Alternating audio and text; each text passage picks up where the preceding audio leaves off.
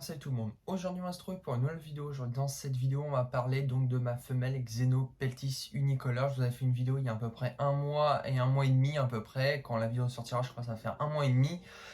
J'ai failli la perdre comme je vous avais dit dans le titre de la vidéo.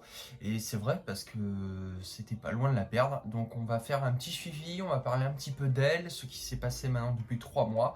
Et on se retrouve, la vidéo commence, si tu veux soutenir la chaîne tu peux toujours t'abonner, laisser un petit pouce bleu, laisser un petit commentaire.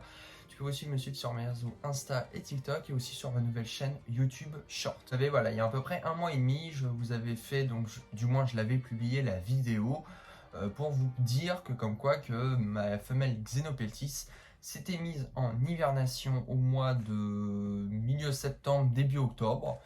J'ai pas compris pourquoi, j'ai pas fait de baisse de température, il n'y avait rien de particulier qui a changé dans la pièce, il n'y avait pas de coupure d'électricité. Donc moi-même, j'avais pas trop compris. Et en plus, ce qu'il faut savoir, c'est qu'elle avait fait 2 repas chez moi. Je pensais que c'était le Terra qui n'allait pas, donc je l'avais passé en rack. Elle avait repris un repas et puis après, il n'y a rien eu de spécial. Et puis après, madame n'a décidé de plus manger du tout. Et j'ai vu qu'elle s'est mise en hivernation complètement. Et elle a remangé à partir de milieu février, début mars, réellement toutes les semaines.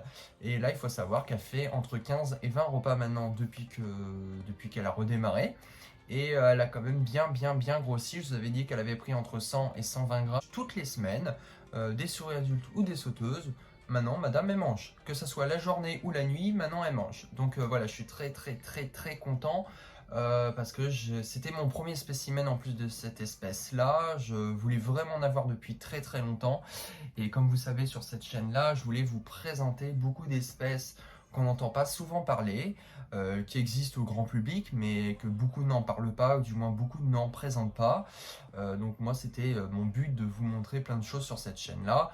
Alors bien sûr, à chaque fois, dès que je présente du Dasypeltis, du Ramphiophis, du Xenopeltis, du Sphaerosophis et autres, peut-être j'ai oublié, je vais me faire tacler à chaque fois, c'est pas comme ci, c'est pas comme ça, c'est pas comme ci, c'est pas comme ça. Alors tous ceux qui vont aller donner des conseils H24, dites-le dans les commentaires, votre fiche d'élevage et présentez-les. Ou faites des vidéos, faites un truc de votre vie et présentez-le. Parce que nous, en soi, moi peut-être, je suis le seul à vous montrer plein d'espèces moins connues au grand public. Je dis pas qu'elles sont pas connues du tout, mais moins connues. Voilà, donc c'est vrai qu'il y en a beaucoup qui ont découvert les Boyden. Voilà, et pourtant moi je l'ai découvert il y a plus de 5 ans. Mais il y en a beaucoup qui ne le connaissaient pas. Donc il faut peut-être aussi les montrer ces espèces-là. Vous pouvez voir d'ailleurs mon Ramphiophis qui est un petit peu en train de s'exciter. Avant toute manipulation, on se désinfecte bien les mains au gel hydroalcoolique. Je préfère le préciser. Toujours montrer le bon exemple. Il faut bien sûr cette chaîne-là quand même montrer le bon exemple, contrairement à certains qui font les cons. Donc on va se retrouver tout de suite. Là, une femelle Xenopeltis unicolore. Voilà, vous pouvez la voir. Elle a beaucoup grossi. Elle était beaucoup plus plate, beaucoup plus un petit peu en triangle. Et là, vous pouvez voir qu'elle a vraiment bien grossi. Je suis assez content. Parce que j'ai eu très peur, hein, comme je vous le dis. Voilà, donc elle a fait exactement chez moi 8 mus. Là, il y a 2 jours, elle vient de muer. Savoir donc c'est de l'importation. Il faut savoir qu'à l'heure que je vous tourne la vidéo, je n'ai toujours pas les commentaires. Je ne sais pas qu'est-ce qu'elle a donné la vidéo sur mon bilan sur l'importation, sur le clash que j'ai fait au niveau de l'importation. Je ne sais pas, je suis que encore début avril. Là, ça va être publié en mai. Donc voilà à peu près pour la petite parenthèse pour vous dire qu'il y a vraiment un gros retard entre là maintenant et les vidéos. Donc sinon le Xenopeltis, comme je vous avais dit, elle s'était mise en hivernation. J'ai pas compris. Maintenant ça se passe plutôt bien. Elle mange toutes les semaines. Donc elle fait à peu près 200 à 210 grammes de mémoire.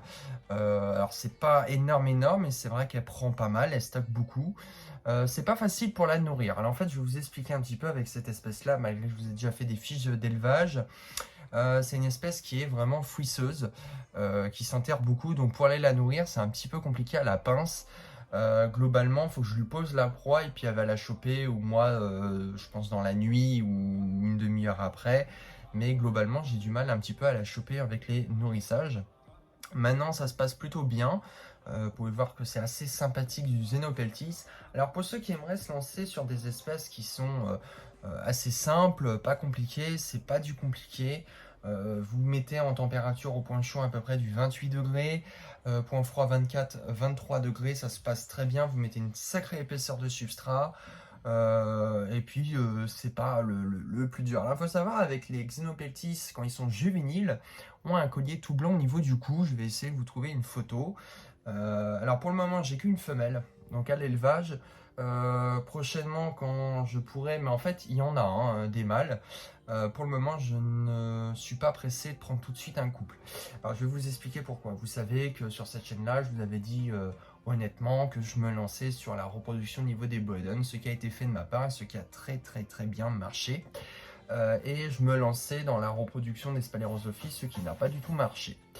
Donc du coup, je me lance dans la reproduction des Pantherophis. C'est la première fois de ma vie que je me lance sur les Pantherophis. L'année prochaine, j'ai deux projets, Sphalerosophies et Xenopeltis, pour proposer à la vente des premières générations F1, donc des premières NC. Est-ce que ça va marcher? Je ne sais pas. Là, elle a à peu près 2 ans et demi, 3 ans.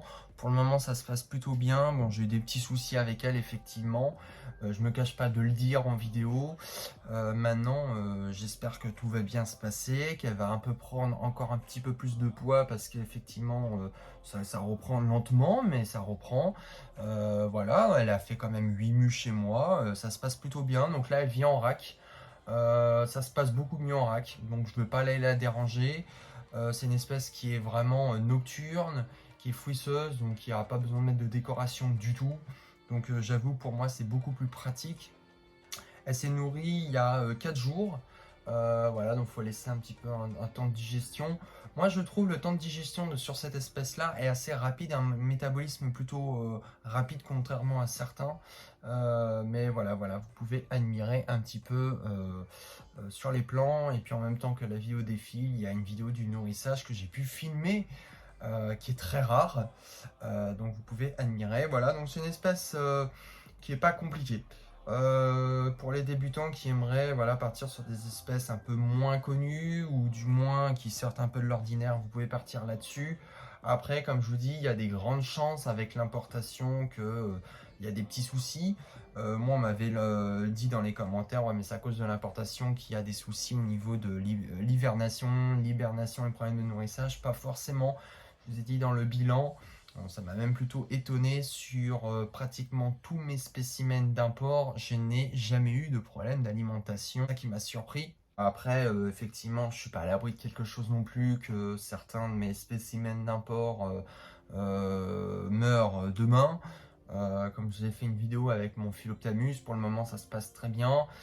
Est-ce que c'est par rapport à nos façons de faire? Est-ce que c'est par rapport à nos maintiens? Est-ce que c'est par rapport qu'on essaye de voir ce qui ne va et ce qui ne va pas? Les fiches d'élevage, vous savez, je vais vous dire un truc, c'est bien mignon, c'est bien gentil, et il faut se documenter, il faut rechercher.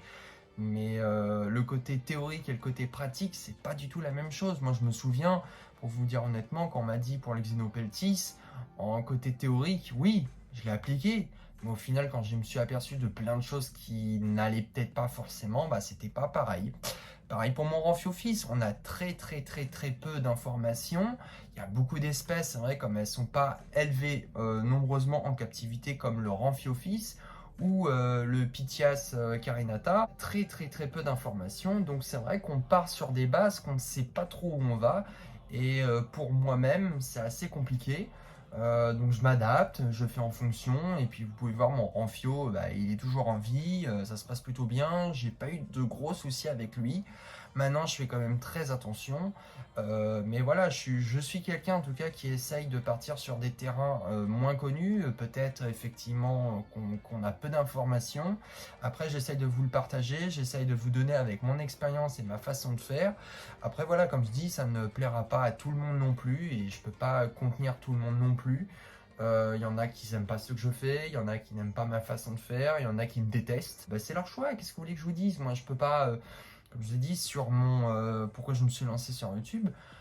Officiellement, je montre ce que je fais, je dis des choses qui ne plaisent peut-être pas et que beaucoup de gens ne le disent pas. Chez moi, ça marche. J'ai pas eu de soucis en soi, j'ai pas eu vraiment des reptiles vraiment malades, j'ai pas eu de gros soucis de santé, j'ai pas eu de pertes énormes.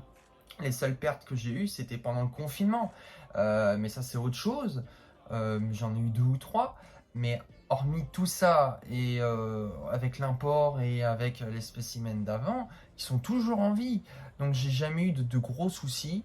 Maintenant, effectivement, je peux pas plaire à tout le monde et voilà, et je reproche rien à personne. La preuve que je vous bloque pas, la preuve que j'essaie toujours de discuter.